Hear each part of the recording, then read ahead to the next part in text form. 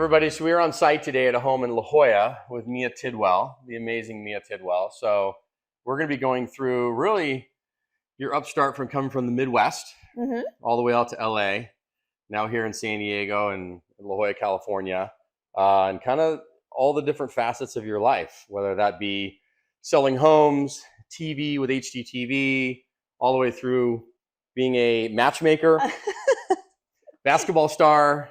We saw it. Everything else that we're probably going to get into here. But start us off by just giving us why we're on site here at this particular property and what's a little bit unique about it, since you're in real estate and this is what you do. Yeah, I mean, if you just look around at this property, everything about it is unique. You know, the owners built it to live in. They put a heavy emphasis on the second story here. It's a little bit of a reverse floor plan, although you do still have a kitchen area downstairs. You have the main kitchen up here, though, to capture the views off the front. We're sitting right at the top of Soledad Mountain, so obviously the views are amazing. You have a pool. On the second story here, 20-foot waterfall, a secondary waterfall. So it almost sits as a tiered property back here. You've got a basketball court, another seating area. Yeah, that second floor pool, it like hovers. I don't think I've ever seen anything like it. No, and you have I think 4 master suites really that all kind of look into the pool area. What is the asking price of this home right now? We're just north of 15 million. Okay. Yeah. There you go, baby. Yeah. So if that's your price point, it's just a drop in the bucket. Win a lotto ticket. Why don't you buy this one? Let's do it. You've been in real estate. Come on. I mean, I got to sell a few more larger apartment complexes and we could pull this off. It's very possible. I mean, we could hold it contingent for you if you want to just get your foot on it now. Yeah, I'll take a lease option. Lease tone. So tell me about your Midwest upbringing. Yes. Why do you think that makes you a little bit unique?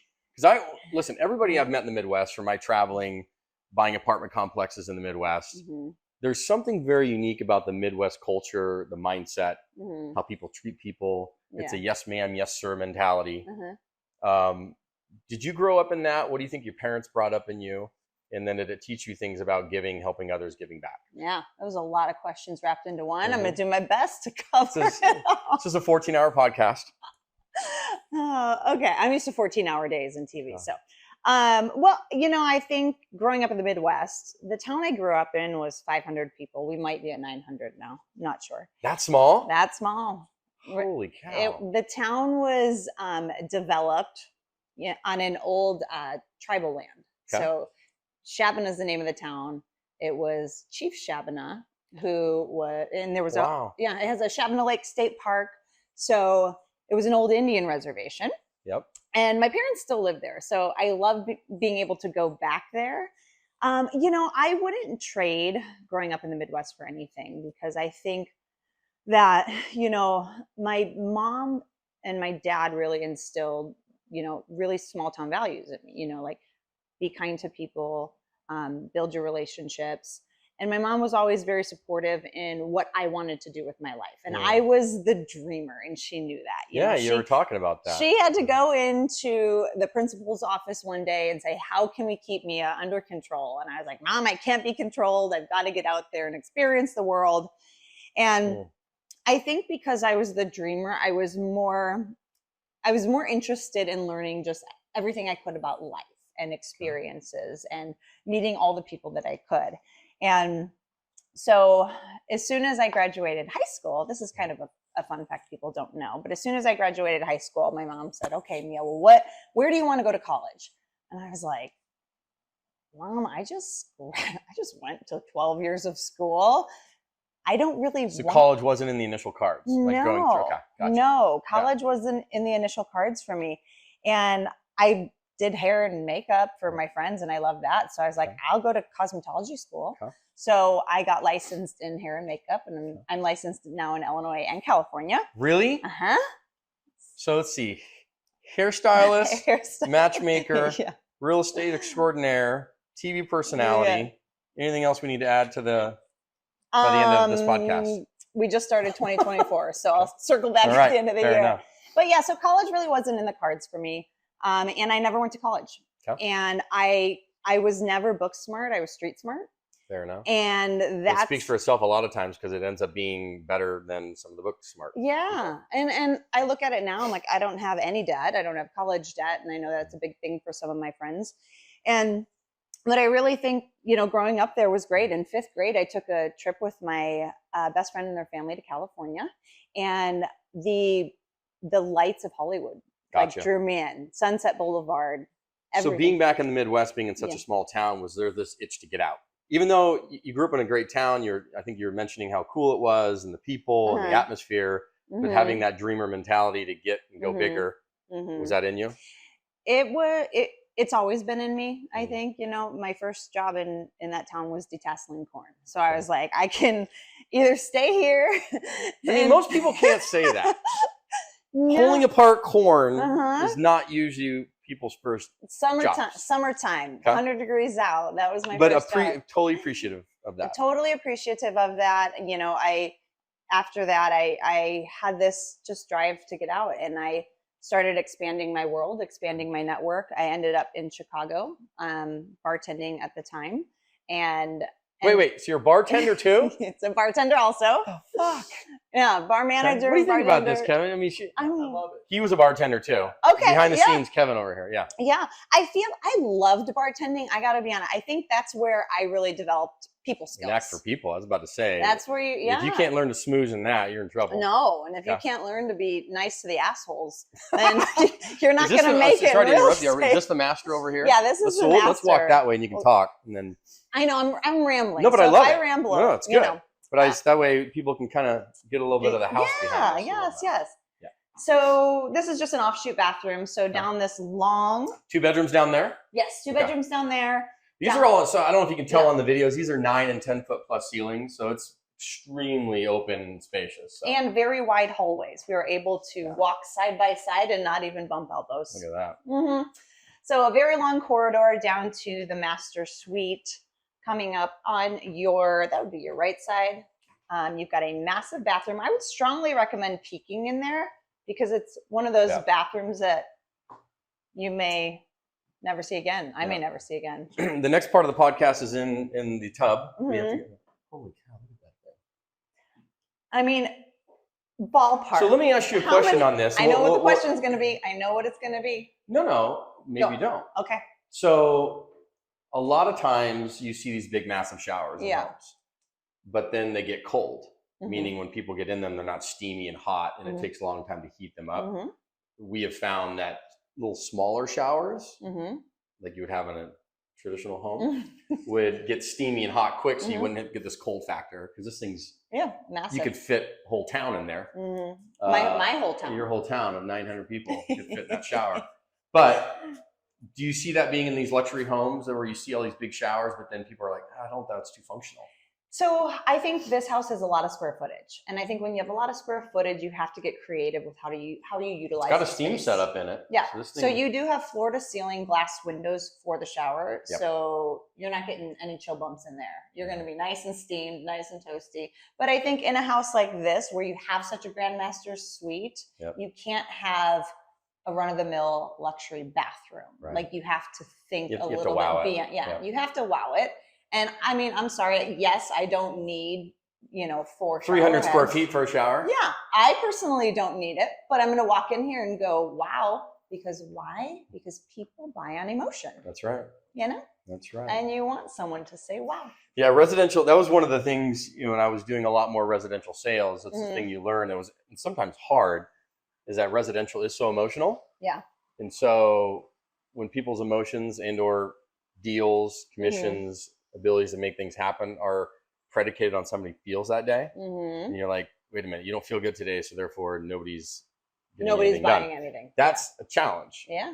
For somebody that's like, oh, I'm logical brain. The emotional side makes it hard. So I just think, but I also think that even if they're having a bad day that day, at some point, they're not going to be having a bad day.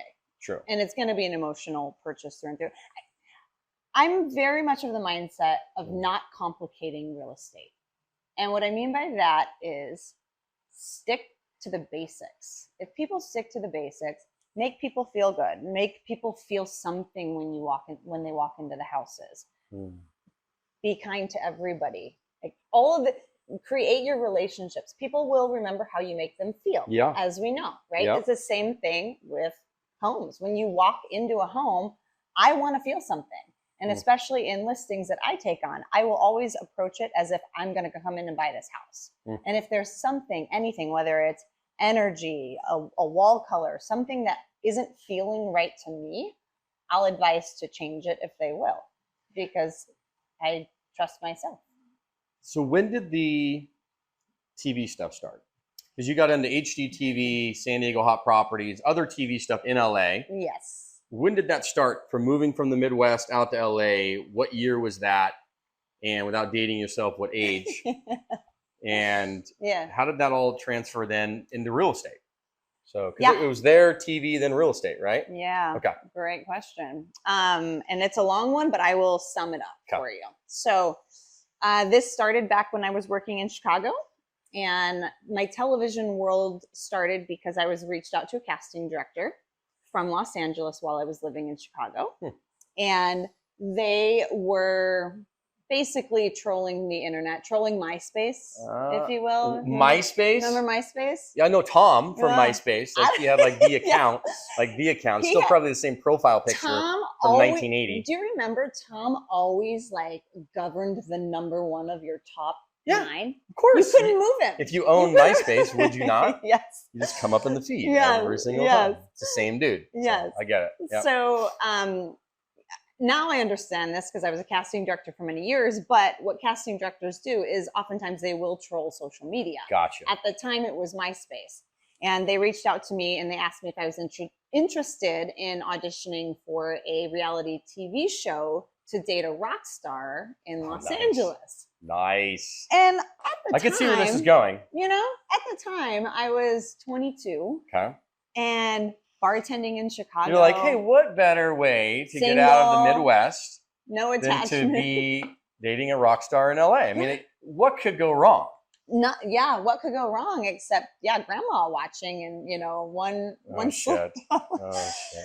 Okay, please elaborate. Yes, this is getting good. I ended up auditioning for the show, made the finals, and then they called me and said, hey Mia, can you be on a flight in 2 weeks to film for a month? You're gonna go date Bret Michaels on Rock of Love. I love it. I mean, so now it was you and how many others? So me and 25 women. Oh God. So this is the Bachelor version of Date a Rock Star, Bret Michaels. Okay. Yeah, gotcha. This is the rock star version of The Bachelor. Okay. So just, remove The Bachelor and put in a rock star. Rock star. Beautiful. Yeah. Great concept at the time. I mean, it went 3-4 seasons. So I ended up going on the show. I made it down to 5. Not bad.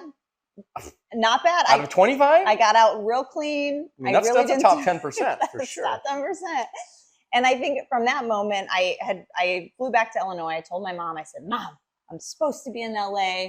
I'm supposed to be dating a rock star. My naivety at the time. Big dreamer. Big dreamer. Big dreamer. She's got an opportunity. She's going to jump on it. Okay.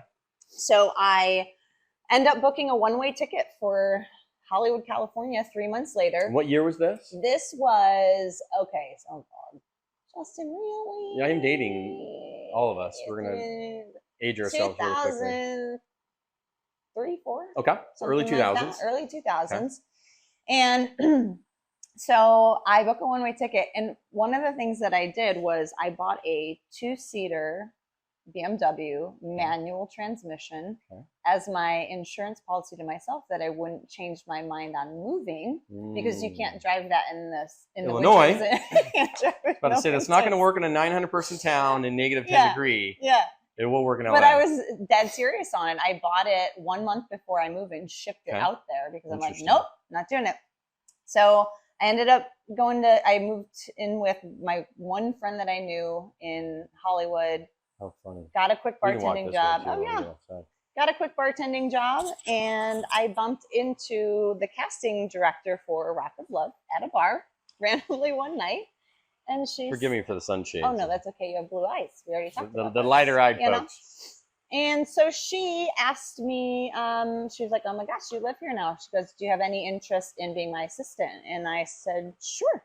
So I jumped on board and I worked my way up from her casting assistant to casting director. So this was after the Bret Michaels thing. After Bret Michaels. I now live in LA.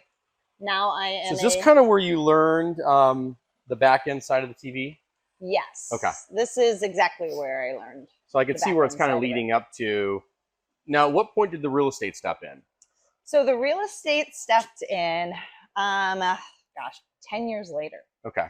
So Hey, you already moved here to San Diego? No. Okay. So this part of my TV is how I got to San Diego. So when I was casting director, the main show that I was casting was Millionaire Matchmaker for Bravo TV. Oh, I remember that lady. Yeah. What was her name? Patty Stanger. Patty. Yes. Patty. Yes. So how beautiful is it up here, by the way? You know what I just realized, Mia? Yeah. Basketball court's amazing. As we know, I may or may not be good at it. Cornhole, you may be going down. No, actually, no. I would actually bet myself more on cornhole than I would basketball. Then this is a challenge. Oh my gosh, I have a so here's how we're gonna do it. Because normally what? way that we do this podcast, because it's Abundance to Give, towards the end of the podcast we do a challenge. Yeah. And if you win the challenge, we give to a charity of your choice. Okay. So which charity would you like to give to today? If you win. When you don't win, which one? I know mine. Okay, so when me and Michael Jordan win, because he's looking out for me. Yep. I have a funny Michael Jordan story by the way, but I don't know if it's appropriate for this. We can cut that out. But anyways, so when I win, I think I will choose Feeding San Diego. Okay. As the charity. All right. So money will go to Feeding San Diego. Okay. If I win, mine goes to Tunnels to Towers. You know what that one is? No, can you explain? So it started after 9/11, and it was designed to help pay off the mortgages to give basically free and clear homes to spouses and their children left behind by first responders. So if someone died in line of duty, whether it's a soldier or a paramedic or whatever, police person, firefighter, they've fallen, their spouse is left behind with their kids, typically the woman with the children. Yeah. They will come in and pay off the mortgage and give them a free and clear house. I love that. Yeah. So that way they have safety over them. And it started after 9/11 because of obviously Tunnels to Towers. Yeah. Incredible organization. That's amazing. Yeah, I'll look more into that one. All right. Okay. So she'll be giving $1 million to that when we're done here today. Yeah. When I sell this house. That's right. There we go. So keep elaborating on. So now you're into the real estate a little bit. Not in real estate yet. Okay. Casting director for Millionaire Matchmaker. I'm in LA still. Oh, okay. So now we're so you were okay. So get into that matchmaking side. I'm getting there. With Patty. Yes. Okay. Because everybody knows Patty. Yeah, everyone knows Patty. So basically, I was casting director, meaning I was traveling around the U.S., basically the main hub cities, casting all the millionaires and all the daters for the show. Okay. So this is getting so interesting. So it's more. So I was traveling around casting all the millionaires, all the daters. And then, so I was kind of like your behind the scenes matchmaker, call it. And one of these seasons, my team lead at the time, Sandra, she was like, we should really hit up San Diego real hard. Let's find some girl and guy millionaires there. And I was like, okay. So taking a note from, when they reached out to me for Rock of Love, I started scrolling Facebook. Now we're on Facebook. So MySpace to Facebook. You've moved up in the world. Yes. So I'm cruising through Facebook and I'm looking up all these guys and girls and I'm basically cold messaging them saying, hey, casting this show, blah, blah, blah. So I from Patty's account, I'm guessing, or from from just one of the hub accounts we used. So I ended up casting probably 5 different men and women as millionaires on the show that were from San Diego. Gotcha. One of those guys introed me to a gentleman who I interviewed. He didn't want to do the show, but him and I ended up dating. Okay. And he lived in San Diego, and then we ended up getting married. Gotcha. And I moved to San Diego for him. Gotcha. Okay. See, it's all coming full circle. It does, Good. So I ended up moving to San Diego for him. And were you actually doing similar to Patty, the matchmaking, or yes? Okay, because you were kind of teeing it up, so you had to learn a lot of this stuff. What were you finding as traits amongst these people that you're putting on the show?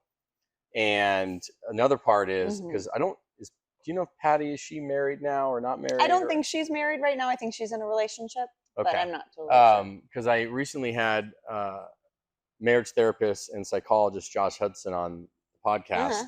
And I'd asked him, I said, hey, how did you get so good at what you do? And he says, master was once a disaster, right? So no different than maybe in Patty's case, not that she was a disaster, but if you didn't have a relationship, but you were so good at matching people because you hadn't figured, that's a lot of times the masters were disasters. So then they figure it out and then they're able to be very good at their jobs.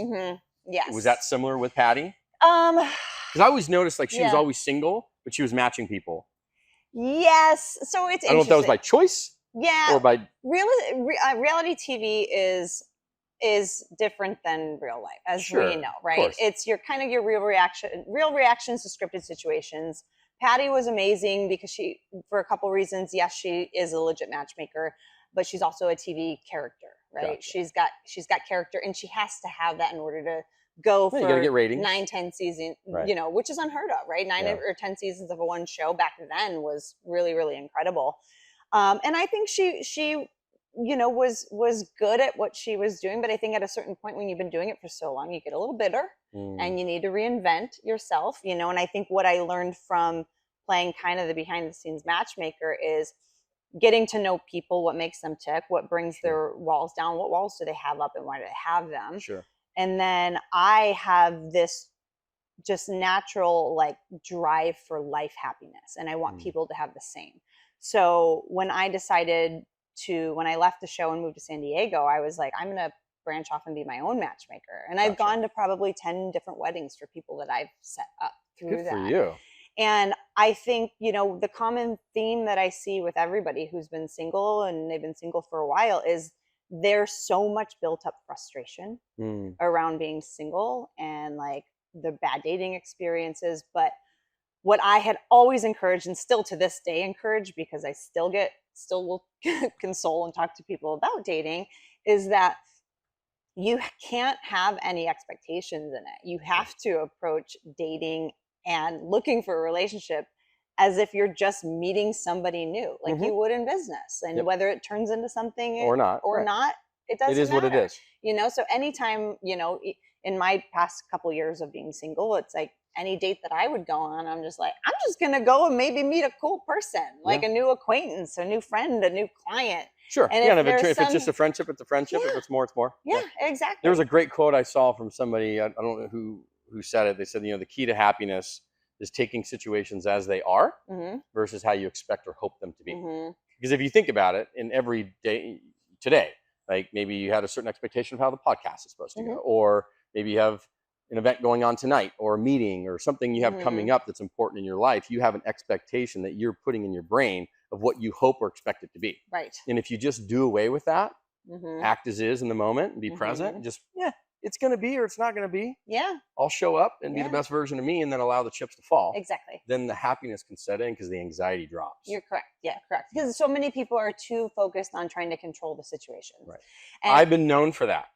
Oh, which is why I learned to let it go. Yeah. Yeah. Which is why it brings a lot of like peace to situations when I can just be like, Yeah, when you can completely and actually like relinquish control. And I think that that's the same in life, in your career, in real estate. It's like, I know now, and maybe it's because of the past 2 years of what I've been through in my own split, is I know what enjoy the journey means now. I think that's like this nicety that people like to say because it sounds good. Like, oh yeah, just enjoy the journey. Like they kind of throw it around loosely, but when you've been shattered into a million different pieces and have to pick yourself up and pick the pieces that are actually you to take with you and actually enjoy that process, like, what that really means now, and I think that I've always kind of lived my life that way. It's where I'm going to let the cards fall where they will,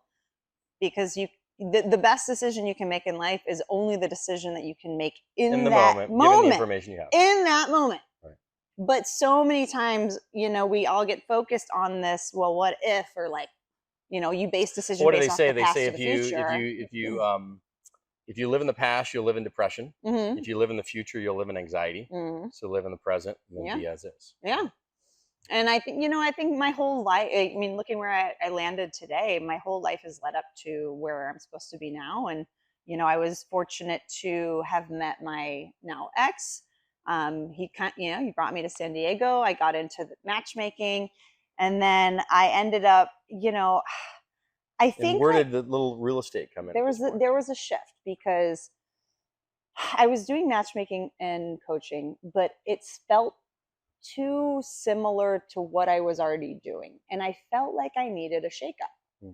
I really did. I think, I look at real estate. I'll get right into that, but I want to say this real quick. I look at real estate like, if you're getting into real estate, you got to be ready to sign up for a long-term relationship. Like, well, it's an emotional game, as we all know. I still do it a little bit, but yeah. You're staring real estate in the face and you're going like, do I want to be in a relationship with you? Because it's an interesting analogy to describe it, but it makes some sense. Yeah, well, because if you do, you've got to be willing to give it all you've got, like you would a relationship. You've got to be able to have check-ins with you and your partner, right? On whether this is still working for you. Sure. You've got to be able to reinvent yourself if you're not feeling fulfilled in it. You've got to be able to go the distance and consistently choose real estate if you want to be successful. Fair statement. So it's weird because my matchmaking and knack for people does. And there spill you are, over. Right? So when did connecting? Where was your first step into the real estate world, and then how has we talked about this briefly, but how has helping others led to success in your life? Hence the Abundance2Give podcast. But how has it created abundance for you? Well, I ended up shifting into real estate when I needed that shakeup in my life. I felt a little bit lost because I had uprooted my 10 years in Los Angeles to San Diego, and I didn't know what I wanted to do. I started asking the people closest to me, what do you think I'd be great doing? And they're like, real estate. I feel like it's a natural default. But if you're a people person, I mean, as you well know, it's real estate and any kind of business like that is a people business. So, but I'm going to tell you something though. When people said real estate or you'd be a great realtor, I went, and but that's simply because of what you had in your mind. It's simply because of my mentality, because I had grown up in this small farm town and there's one realtor for the town. And they were probably not very good. And the homes aren't as flashy as Hollywood Hills, right? So I didn't have the right association with it. I was like, that sounds boring. But until you saw your first commission check. No. I went, but I can get aboard real estate if I can find something within it that I love or a tribe to connect with. And so I started stalking the internet, looking for... Of course. I'm noticing a theme. Stalk MySpace, stalk Facebook. Now I'm on Instagram. You're good with the stalking. Keep going. Now we're at Instagram. And I found Seth. Yep. So this is Seth O'Byrne. Seth O'Byrne. Yes. So you found Seth O'Byrne. I find Seth O'Byrne. Coincidentally enough, this is funny. Sorry, Seth, in advance, but back. Oh, he'll get it. What's up, buddy? Hey.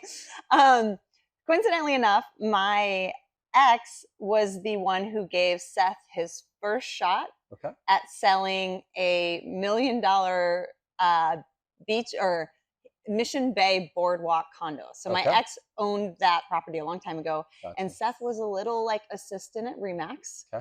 And he begged and pleaded my ex to give him a shot.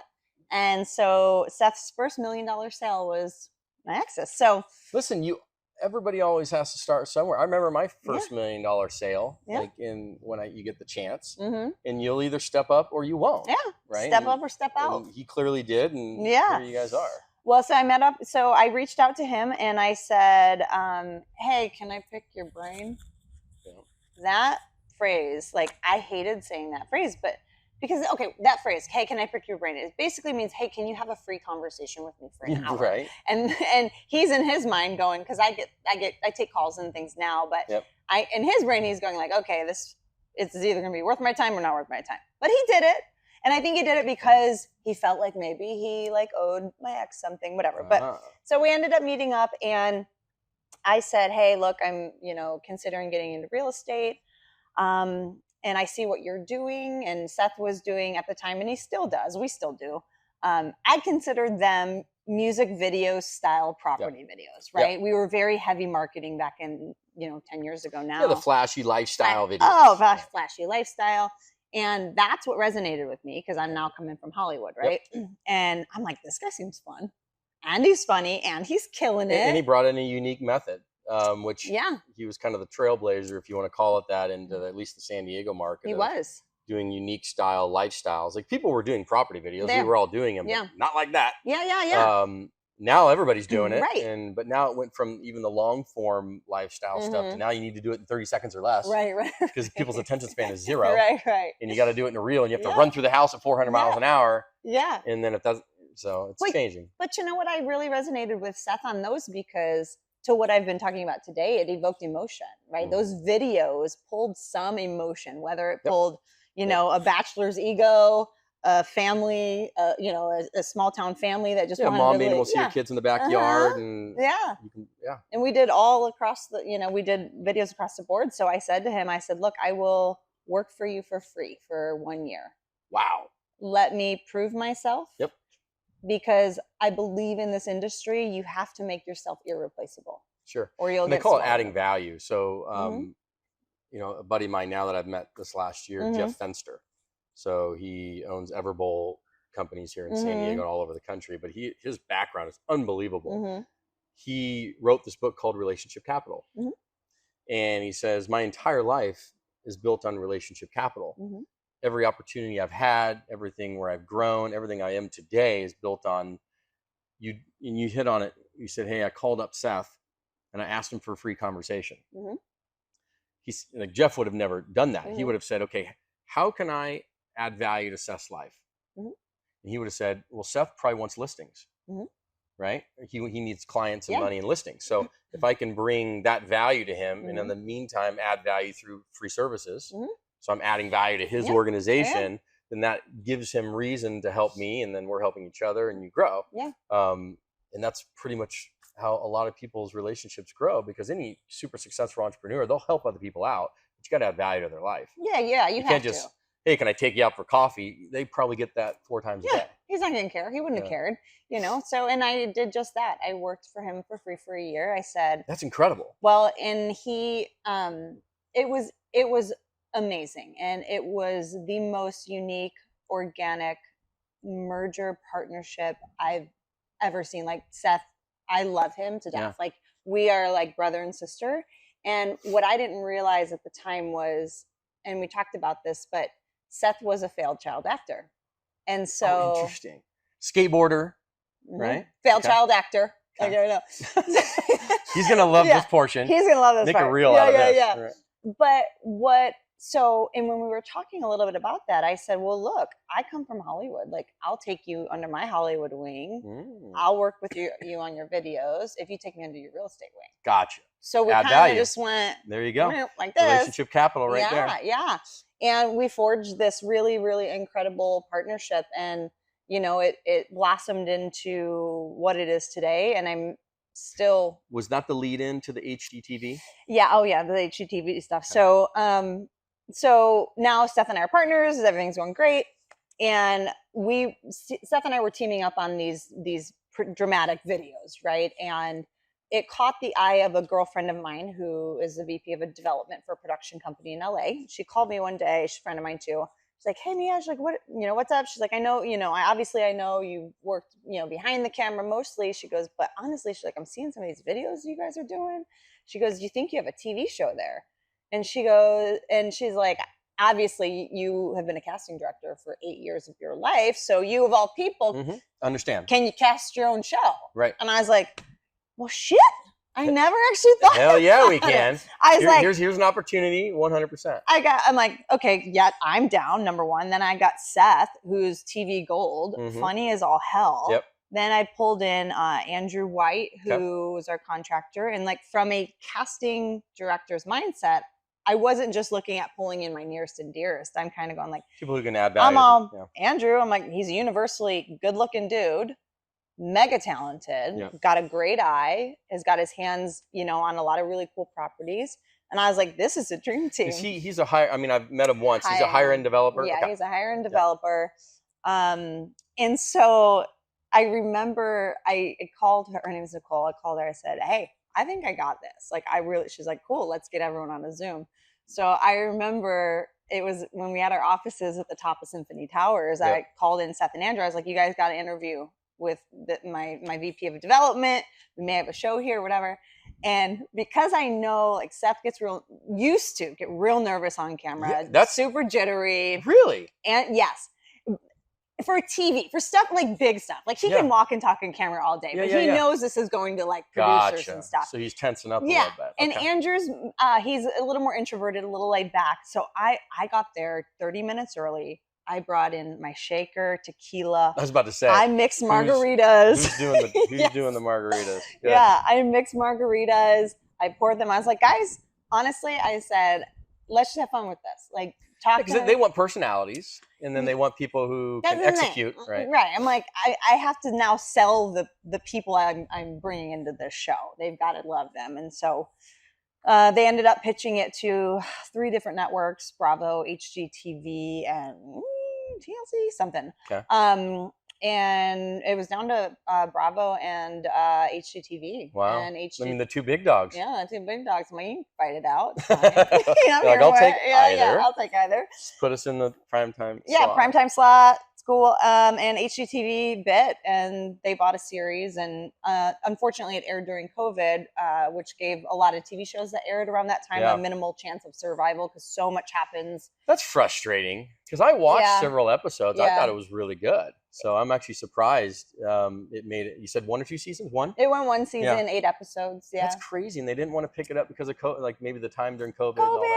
And HGTV was acquired by a larger network during that time. So different personalities came in with maybe a little bit. So the timing of vision. Yeah, but gotcha. I think really that was a peak for me in real estate, really, because it was combining both of my passions, both my worlds, really, which is television. But it could happen again. It could happen again, and I'm not doom and gloom on it. Like, I'll host another TV show all day long, right? Throw me in, coach, But it's, again, waiting and looking and seeking out some of those right opportunities. And some of them honestly do fall in your lap. And I'm happy that I had the experience in TV that I did. I'm happy that I was able to provide that for Seth and Andrew too, to bring that to the table. Because I think that was another it's an value. Incredible resume builder and growing followers and background and eyeballs and exposure and things that are super unique. Yeah.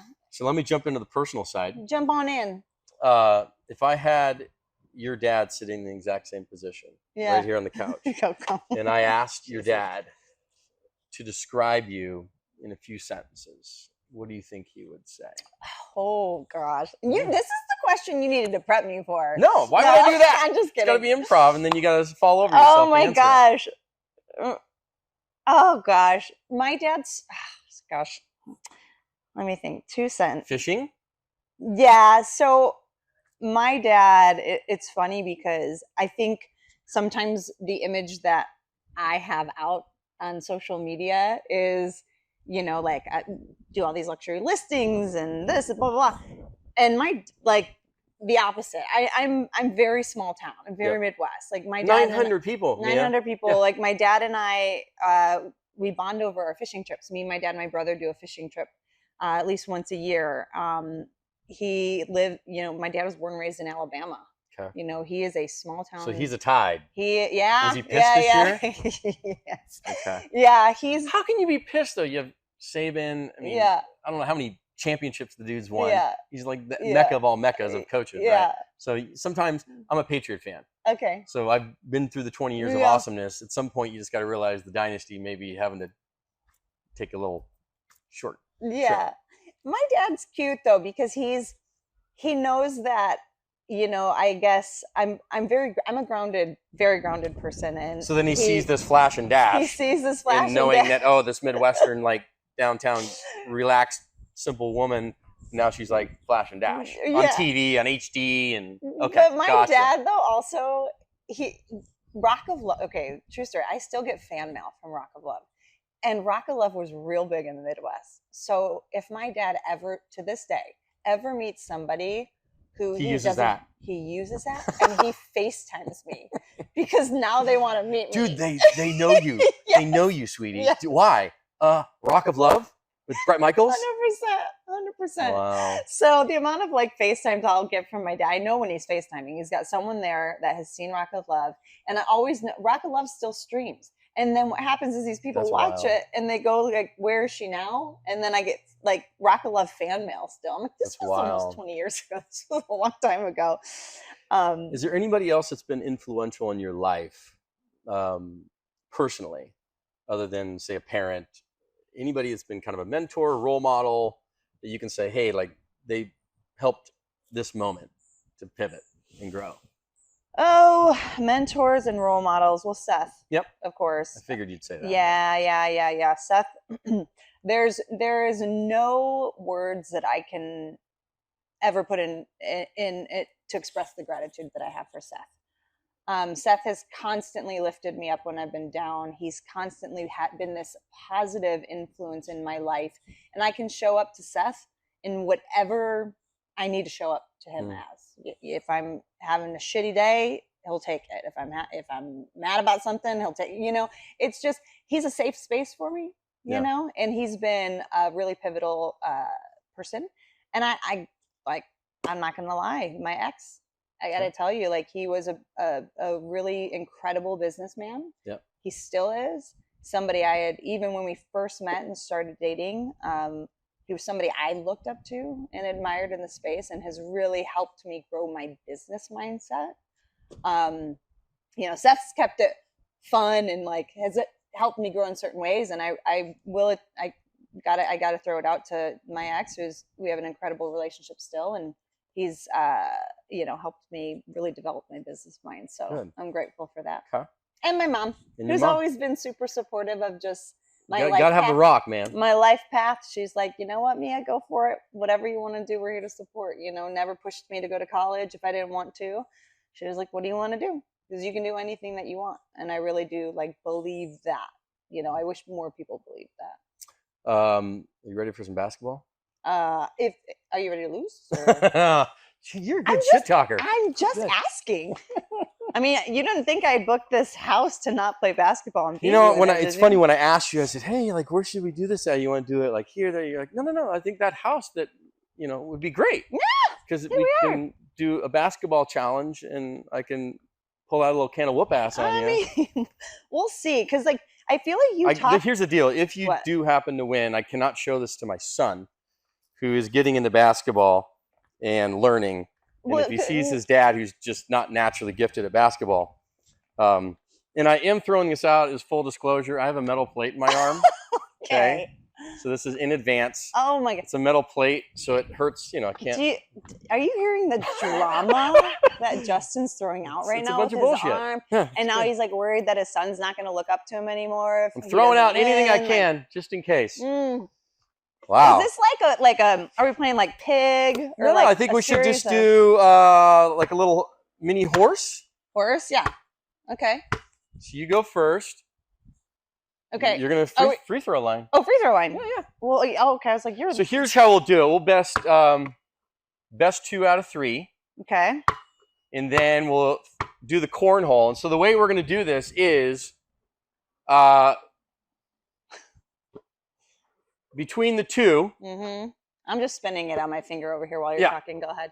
Between the two, the winner gets the money towards their charity of choice. I love that. Okay, so between the two, so we're okay. Best. Do you want to move up here? No, this is a free throw line. Okay. All right, so we're doing horse. Yeah. Well, we'll just do best 2 out of 3 shots. And I'm gonna do one disclosure since Justin's done 10. I have heels on. Okay, I've got stilettos. Do you need to get a close up on those? If you want to zoom in, go ahead. I think they're okay, Miss TV star. Got it. This is Did you get it? Yeah. Okay, perfect. She's a good S talker. All right, just checking. Mia.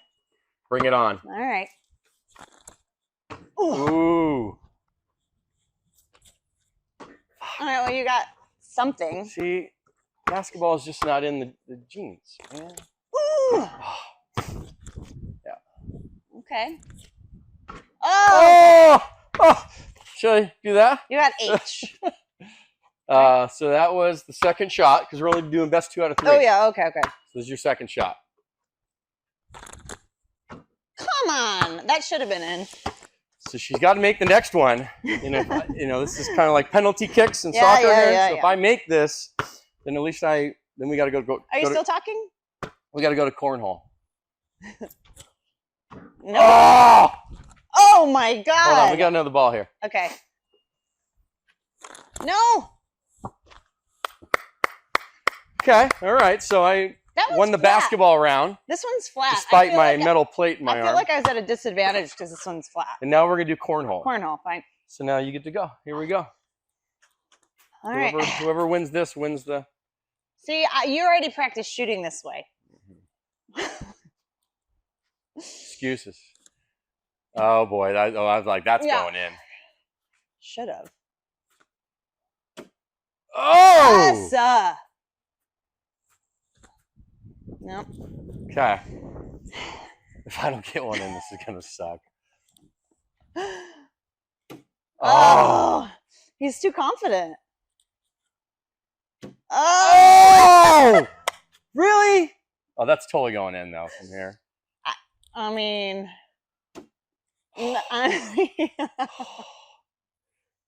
There's zero pressure, honestly. Oh! Come on! Wait, but do I still win because I've got one on the board? No. Oh! Yes! That's a good point. Right. All right, so now, I won at basketball, you won at cornhole, so now we have a do or die cornhole right here. Do or die. So the next one wins. So I'll go this time. Losers start, right? Yes. Losers start. I was just confirming.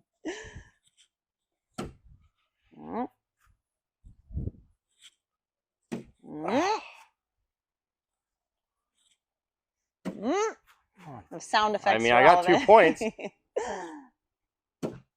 Okay, well.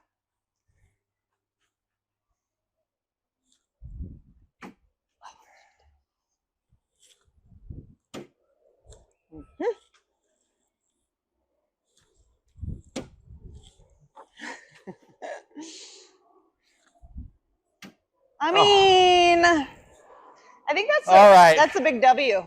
So money goes to Mia. It's going to which foundation again? We're going to do Feeding San Diego. Winner. I like it. I like it. A still shot of me with the. Yeah, get a still shot with her. Oh my God, she's not confident or anything. Nice game. Very good game. Good game. Good winner. Good winner. Whew. All right, let's finish the tour of the house. Cool. And then let's do it. You could wave a magic wand. Yeah. Not having to worry about paying bills or doing anything. Mm-hmm. What would you be doing if that weren't the case? Mm-hmm. And you could just absolutely wave a magic wand into perfection. Like, would you be doing exactly what you're doing now? Or is there something else you would love to do? So I think, for me, the way I've always operated life is I am always, at any given moment, open to any and all opportunities that come my way. I actively seek out things to keep life interesting. So you're kind of like an attractor. Yeah. You send out the frequencies to the universe. Yeah. You see what's going to come back. Little law of attraction, let the universe. So you believe in that stuff? I do. I'm not super heavy into it, but also. Don't lie. You're sitting at home going. like talking to the moon every night. I think that I don't. Isn't this great? Look at this countertop. I think. Yeah, I feel like for me, I will always be in real estate in some capacity. Okay. If I could wave a magic wand, I would really like to sit down and interview like some of the top influencers in the world if I could. Okay.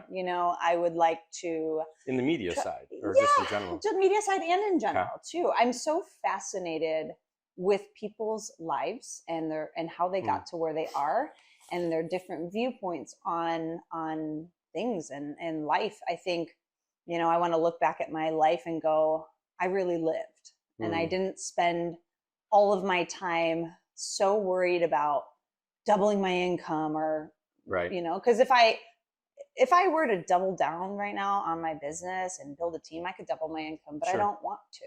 Like I want. Yeah, and that was always a bit of the challenge I dealt with too. Is and actually, it's funny. I had this conversation with Seth. Yeah.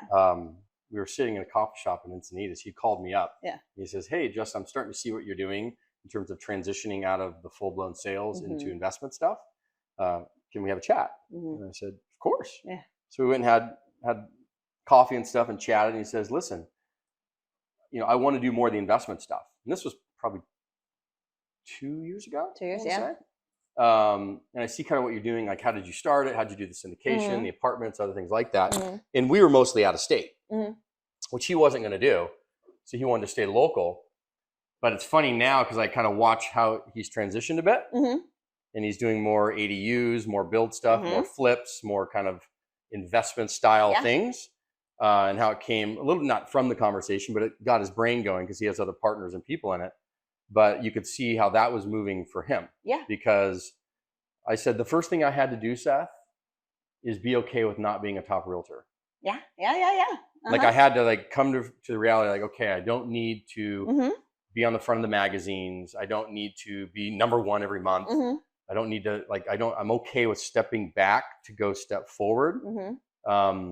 Because that's the bigger goal and bigger plan. Even though you can do very well in residential sales, make a lot of money, we all know how it works. If it's not in your blood passion and you have other dreams, then sometimes you got to be okay with stepping back to go this way. Yeah, completely agree. Yeah. And I've watched what you have done over the course of 2 years too. And when you met up with Seth 2 years ago was right about the time that he made his shift. Start to make his moves.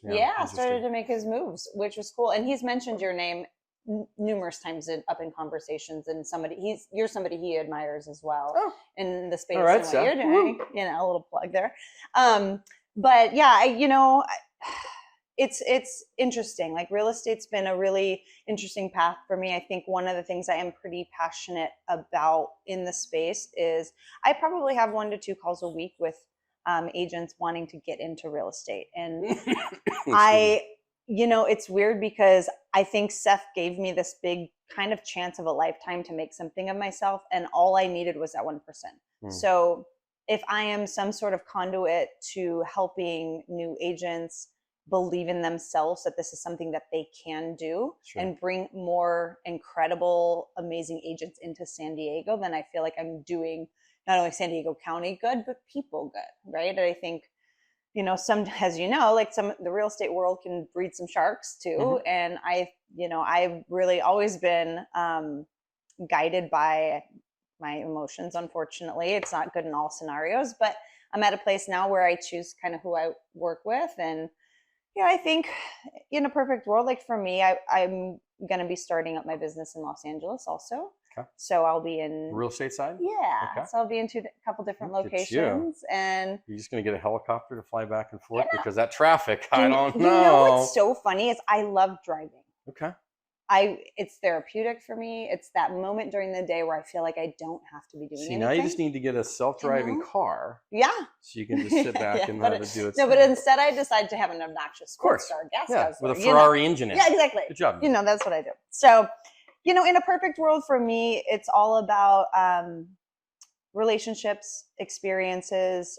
I want to build my business and my life in a way that I love what I'm doing at all times. I don't want to ever feel like, I'm in real estate. I'm kind of like we were talking about earlier. It's like real estate to me is a long-term relationship for me.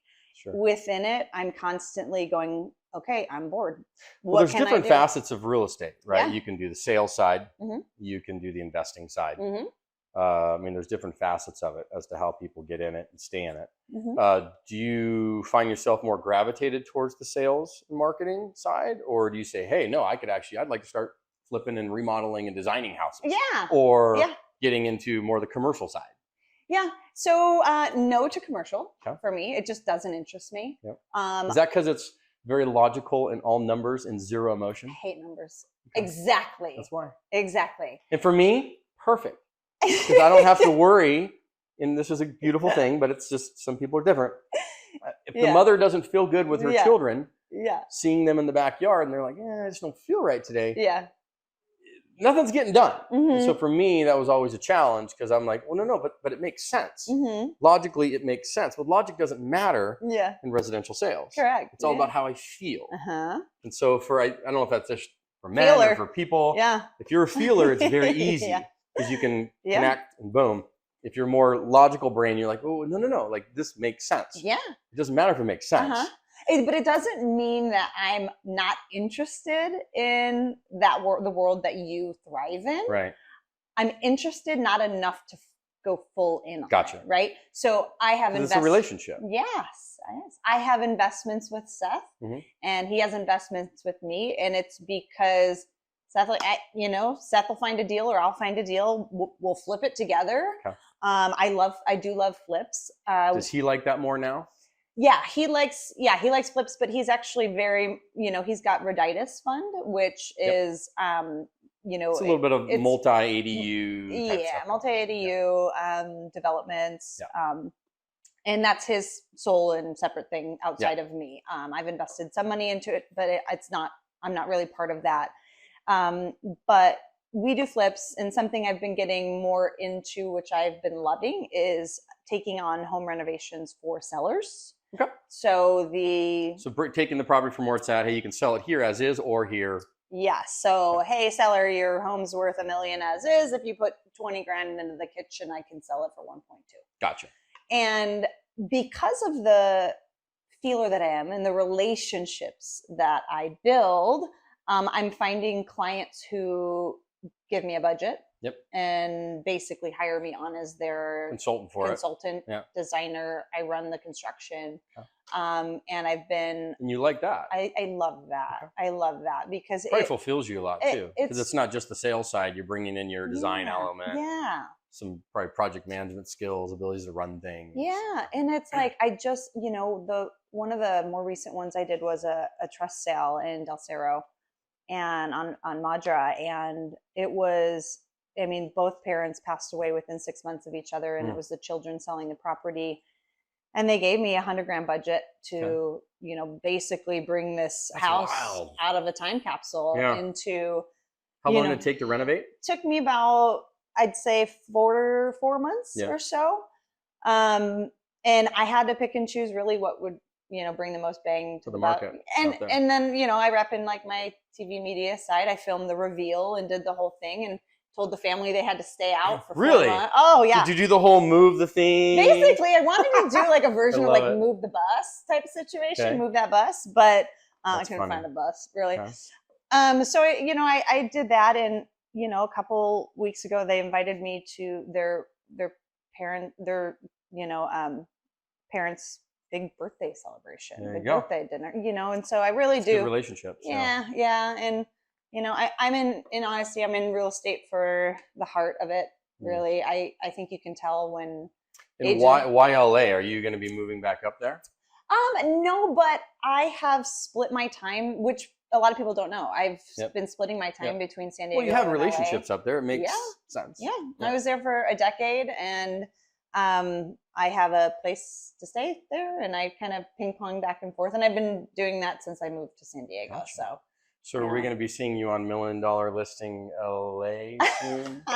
Or Selling Sunsets, or whatever else they got my crazy. Own show that I don't need to piggyback off something. Mia's Wild LA Sells.com. I think there's another opportunity for TV at some point, and I love it. Seth doesn't want to do TV anymore. He's been very clear about that. Did it burn him out? It did. It burned us both out, if I'm honest. We filmed for a year, and it's a lot. I'm sure. I never been in that side of it, but I'm sure the amount of grind, and then it's pulling you away from probably things that are profitable in a way. Clients, everything else, and then you got to go do this for the pizzazz. But then you got to do this to actually pay the bills. Yeah. And you're playing that game back and forth. Oh gosh, we've had so many conversations on, was that worth it, like, for us to do? In the end, yes, it was, is what we determined. But it's on the resume, and it's always going to be there, and it's an experience. It is, and maybe there's other opportunities that come from it. I'm sure you've gotten listings from it. Yeah. And you've gotten attention from it, and people, right? But some people don't care at all. Yeah. So it's one of those things. Most people don't. Most people, right? Most people are like, 100%. Listen, come here. You're gonna help me. How are you gonna sell my house? I have 14 realtors telling me the same shit every day. So what makes you unique? And it's how I feel, because most people feel that all realtors are the same. You can all do the same thing.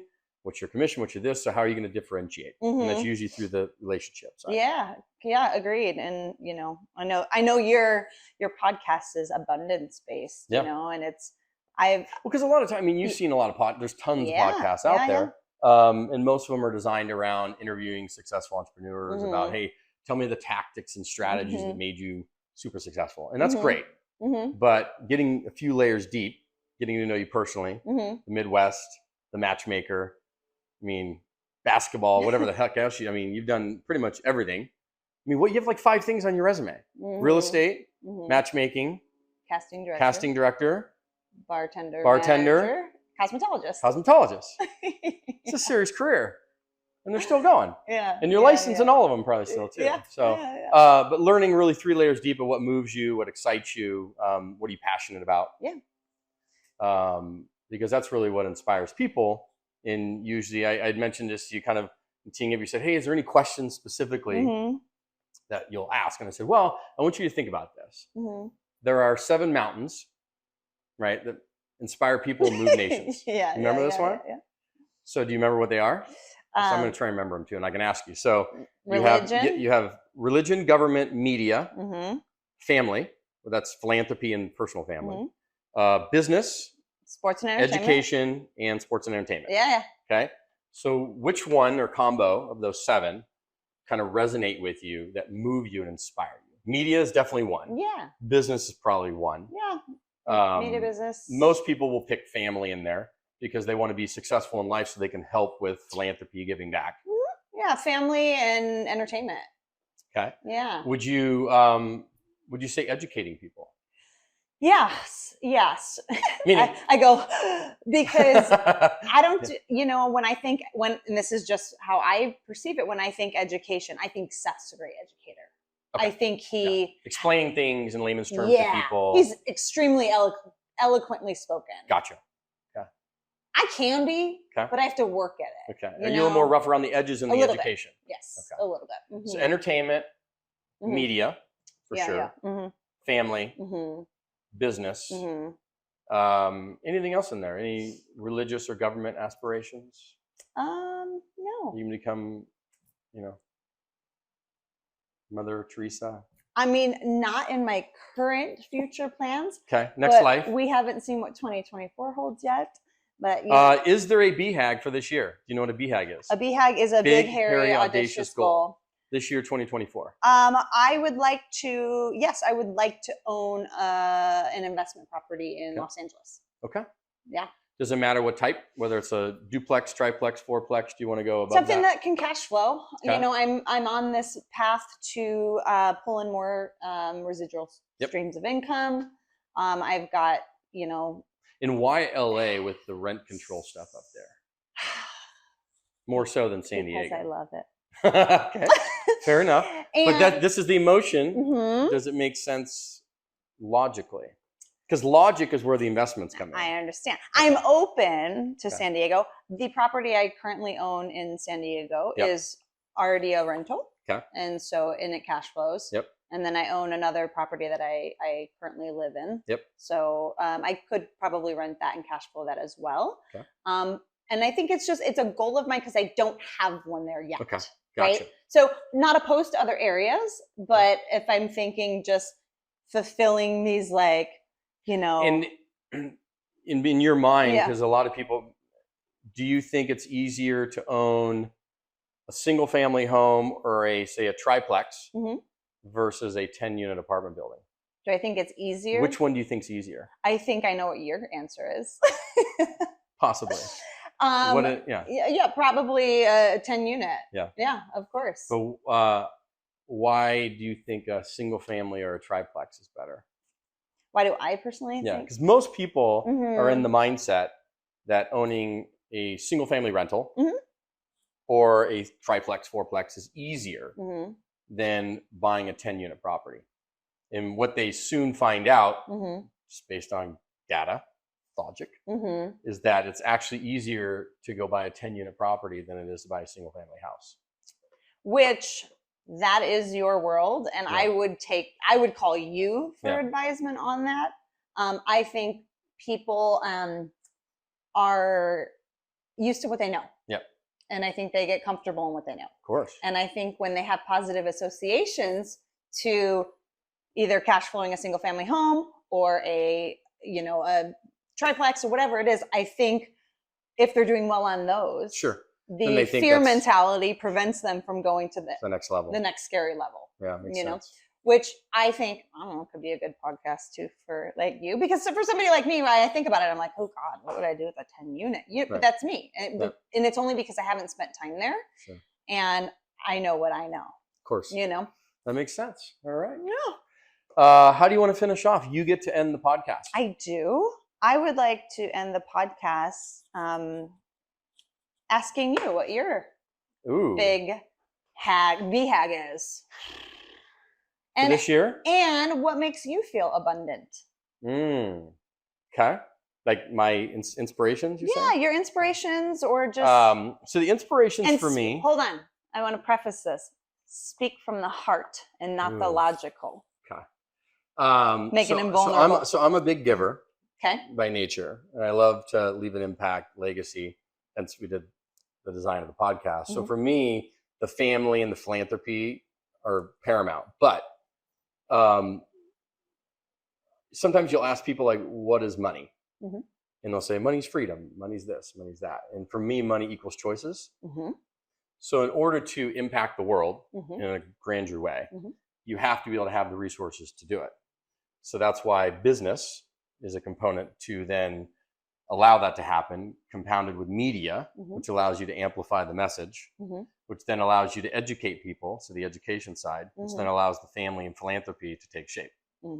So for me, I'm using business to the media, to the education, to the family philanthropy. Yeah. So it's those 4 of those 7 mountains. Okay. So that's kind of what moves me. BHAG this year, buy 600 apartment units. By 600 apartment units. Anywhere or? No, it's going to probably be Midwest, somewhere in the Midwest, anywhere in the middle part of the United States. And that could be even Nevada or Arizona. Okay. But likely in the middle part of the US. So that's all the way up from Missouri all the way down through Texas-ish. It just depends on markets. 600 units. It's probably 2 or 3 complexes. Okay. So that's that.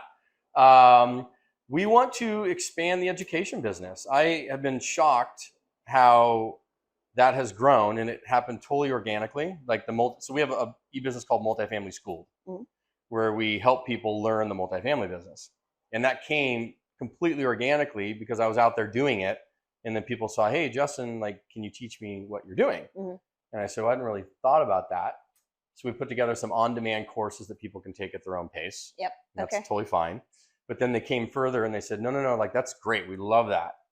But like, can you like mentor? Yeah. And I was like, well, it's a lot of time. I was to say, you're trading your time now. Right. Yeah. But I said, okay, there's probably a way we could do this like a one-to-many approach where we set up a mentorship to where it's kind of a small group environment. We create a community where once a week I'm doing live classes for a community of people. Okay. And then you can do some on-demand stuff, and then we're available throughout the week for deals that are going on. Create a mentorship program for that. So that has like grown over the last year, and that's expanding. So taking that to at least 100,000 a month in revenue is kind of the goal for this year or more, and really help people and create a community for that around the US. So that's probably a big part of it. And then the other stuff. When did you get in real estate? Indirectly, I came out of my mom's womb in real estate. Okay.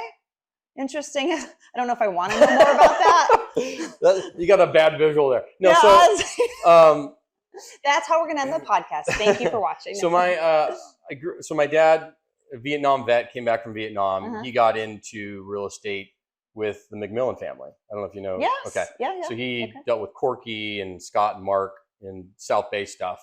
Did single family subdivisions a little bit. So I learned that kind of growing up a bit. And then he got into a lot of multifamily, but more like build, sell. Meaning he'd go build an apartment complex, sell it, not hold it. Okay, got it. And that was great, except his income mimicked the real estate cycles. And so I watched my dad, come from nothing, completely self-made.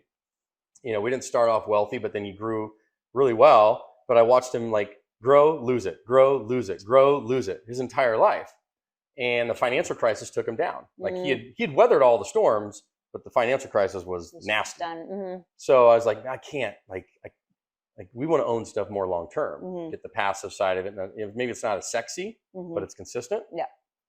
So that's where the apartment game came in, where I'm going to buy stuff and hold it.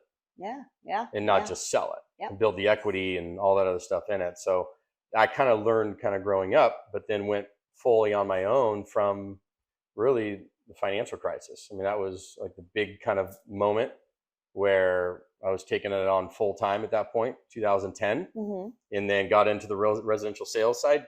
Same thing. Yeah. So I'm over. I mean, this goes to show you how challenging it is. 100% commissioned, right, as a realtor. So you're selling homes, but then like the passion's over here to go buy property. Yeah.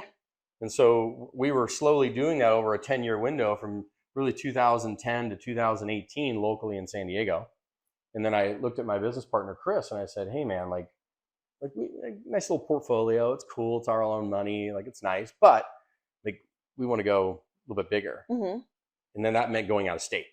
So it's a whole different set of logistics, syndicating, doing all the stuff that people talk about in apartment investing. But that's what we wanted to do. But then that's a whole other ballgame. So that required the transition out of sales, because in order, but then again, you're 100% commissioned over here doing apartments, because you're not doing anything unless you're doing apartment deals. 100% commissioned in the sales. So there is no check tomorrow. Short-term pain for the long-term gain, right? I mean, the amount of stress that comes from that when you're like, I don't have like a W-2. I'm not getting a Friday paycheck. So I have to make things happen or I'm not eating. I was gonna say, actually, and I got kids and all. I mean, just it's a lot. I was gonna say, actually, it's not short-term pain. It's like long-term pain for the long-term gain. Like it's like it's painful. It's painful. But it took about from 2019 through 2021. 2021 was the final transition to where I would say it went from being 80% sales in real estate to 20% apartments. Like, so that's what it was to now vice versa. Are you happier? Yes. Yes. Because now my logical brain can work. Yeah. The emotional brain can take a little bit of a back seat, which I love. I mean, I'm emotional, but not. Well, I'm a guy. I get it. So that side, it allows the mind to go. And it's much easier for me to say, okay, this deal works or it doesn't. It's not a matter of how I feel. Yeah. I appreciate that about you. And I can resonate with what you're saying, because I have similar conversations with Seth sometimes too. Because I think in order to have a healthy balance in business and personal, you do have to have some of the emotional tied into the logical, right? Like you gotta feel. You gotta be a human being. We wouldn't do it if we didn't have heart, right. You know. But I also know that you know, the real estate in general, it's a tough game, right? Yeah. So, and you're an inspiration to a lot of people in San Diego County. Like your name comes up all the time. Does it? Yeah. And your transition and what you're doing now, like, and we're helping other people do it. Yeah. So that's what I was gonna say, because you can tell you're doing it for like a good cause, the right reasons. Like you know the agents or the people in investing or flipping that just want the paycheck. There's no soul and there's no heart in it. Sure. But to your point, your education part of it, your mentorship part makes people more inclined and interested in what you're doing in general. Yeah, I would say half the people in the mentorship right now are real estate agents. Of course. Yeah, and they're like, dude, like I want to do sales. I get cool, but I want to like buy some apartment buildings. Yeah. So that way, at some point, I can transition. Yeah. And step away from the sales and do this. And I'm like, okay, perfect. Well, I did that. I can tell you exactly how I did it. Do you see it being 50-50 men and women? Or what's your? No, I'd say it's about 60-40 men, women. So 60% men, 40% women in the mentorship. Yeah. Well, I mean, I love what you're doing. Thank you. I think it's great. Vice versa. Thank you. Keep rocking it. Thank you. Killing it. Any big plans coming up in the next month with Seth, or anything new listings you need to say? Any big plans coming up? I mean, we definitely have a couple listings coming up for sure. A couple of them I can't really talk about yet. They're not signed? Not signed. I personally have one coming up in Bay Park, if you know anyone. Okay. One coming up in Bay Park, one coming up in Mission Hills, and one coming up in Bankers Hill. Okay. So those will all be dropping. So if anyone needs an off-market let me know. There you go. Yeah. Well, thank you for being on. Sure. We got all the 3 layers deep. Basketball, cornhole, you win. You're getting money for Feeding San Diego. Yes, thank you for that. And the abundance. Yeah. So, thank you for that. signing off, everybody. Peace out. Bye.